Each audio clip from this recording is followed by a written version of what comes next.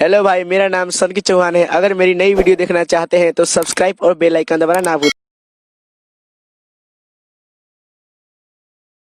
काम होखेला दादा ए सिपाही जी छोटी ना साला तुम्हारा कोई भरोसा है रे? कोई को तुम रेप किया है पहले सही सही बताओ। हाय बाप रे ए सर हम साधु संत आदमी होई वैसन कुकरम कानून नहीं कर सकते महाराज। ऐसे न करी सुनी हमारो धोलाई जी लई का समझिए के छोड़ दी सिपाही जी। अरे दादा अरे ऐसे न करी सुनी हमारो धोलाई जी लई का समझिए के आइबा छोटा दमर दे। अच्छा काम कोइला से नाम होखेला, अच्छा काम कोइला से नाम होखेला।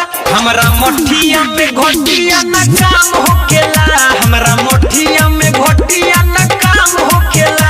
हर लोग के भलाई सुबह शाम होखेला, खाली लोग के भलाई सुबह शाम होखेला।